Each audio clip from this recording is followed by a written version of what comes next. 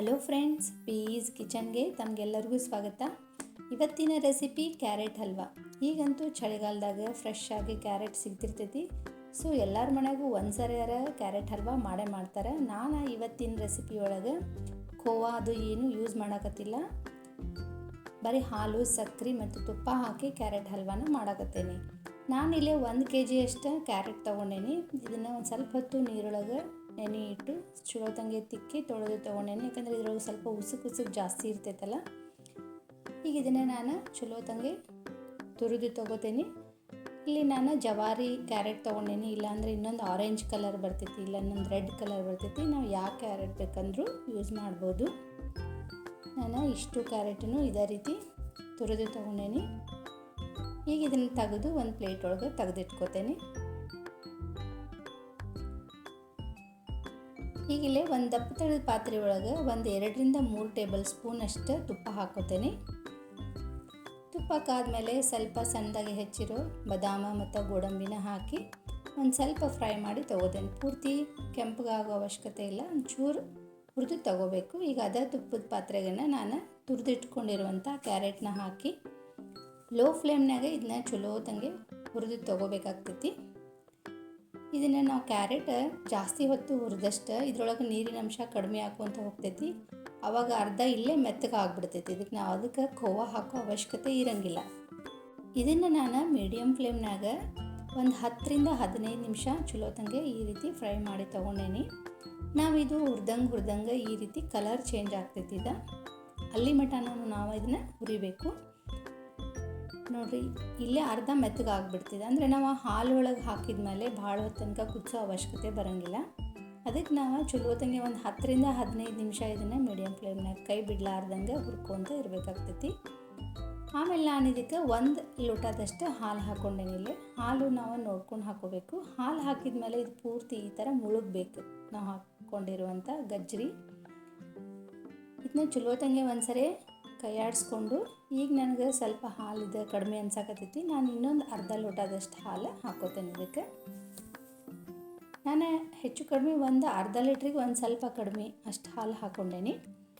ಹಾಲು ಹಾಕಿದ ಮೇಲೆ ಒಂದ್ಸರಿ ಚಲೋ ತಂಗೆ ಇದನ್ನು ಕೈಯಾಡಿಸಿ ಮುಚ್ಚಿ ಲೋ ಫ್ಲೇಮ್ನಾಗ ಒಂದು 10 ನಿಮಿಷ ಇದನ್ನು ಕುದಿಯೋಕೆ ಬಿಟ್ಬಿಡ್ತೇನೆ.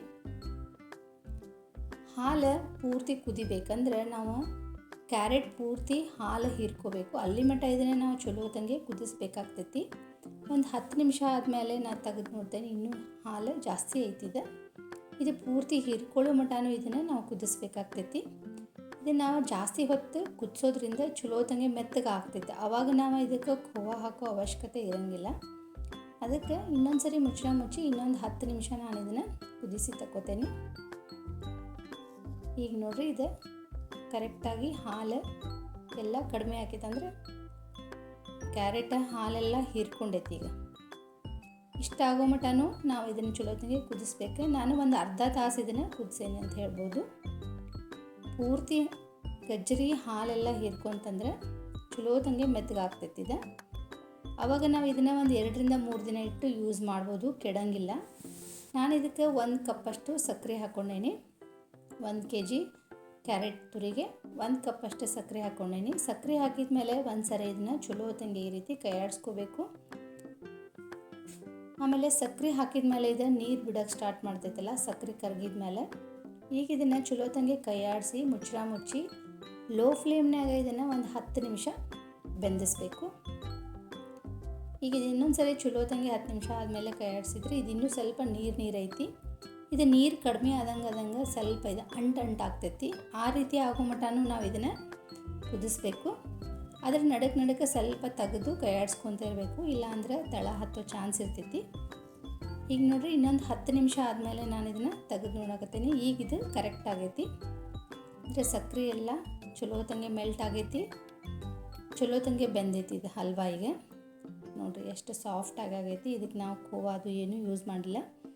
ಆಮೇಲೆ ಇನ್ನೊಂದು ಸರಿ ಇದನ್ನು ಚಲೋ ತಂಗೆ ಕೈಯಾಡಿಸಿ ಇದಕ್ಕೆ ಸ್ವಲ್ಪ ಏಲಕ್ಕಿ ಪುಡಿ ಮತ್ತು ನಾವು ತುಪ್ಪದೊಳಗೆ ಹುರಿದಿಟ್ಕೊಂಡಿರುವಂಥ ಡ್ರೈ ಫ್ರೂಟ್ಸ್ನ ಹಾಕಿ ಚಲೋ ತಂಗೆ ಕೈಯಾಡಿಸಿ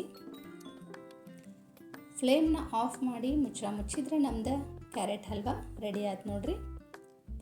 ಭಾಳ ರುಚಿಯಾಗಿರ್ತೈತಿ. ಖೋವಾ ಹಾಕಿದರೆ ಜಾಸ್ತಿ ದಿನ ತಡೆಯೋಂಗಿಲ್ಲ. ಅದಕ್ಕೆ ನಾವು ಇದನ್ನು ಈ ರೀತಿ ಮಾಡಿದರೆ ಒಂದು 2-3 ದಿನ ನೀವು ಆರಾಮಾಗಿ ಹೊರಗಡೆ ಇಟ್ಟು ತಿನ್ಬೋದು. ಆಮೇಲೆ ಬಿಸಿ ಬಿಸಿ ಇದ್ದಾಗನೇ ಇದನ್ನು ಮೇಲೆ ಇನ್ನೊಂದು ಸ್ವಲ್ಪ ಬೇಕಂದ್ರೆ ಡ್ರೈ ಫ್ರೂಟ್ಸ್ನ ಹಾಕಿ ಸರ್ವ್ ಮಾಡಿರಿ. ಒಬ್ಬೊಬ್ಬರಿಗೆ ಸ್ವಲ್ಪ ಆರಿದ ಮೇಲೂ ಇಷ್ಟ ಆಗ್ತೈತಿ, ಒಬ್ಬೊಬ್ಬರಿಗೆ ಇದು ಬಿಸಿ ಇದ್ದಾಗ ಇಷ್ಟ ಆಗ್ತೈತಿ. ಸೊ ನೀವು ಹೆಂಗೆ ಬೇಕೋ ಹಂಗೆ ಈ ಕ್ಯಾರೆಟ್ ಹಲ್ವಾನ ಈ ಚಳಿಗಾಲದಾಗ ಎಂಜಾಯ್ ಮಾಡ್ಬೋದು. ಸೊ ನಾನಂತೂ ಈ ರೀತಿ ಹಲ್ವಾ ಮಾಡ್ತೀನಿ. ನೀವು ಯಾವ ವಿಧಾನದಾಗ ಮಾಡ್ತೀರಿ ಅನ್ನೋದನ್ನು ನನಗೆ ಕಮೆಂಟ್ ಮಾಡಿ ತಿಳಿಸ್ರಿ.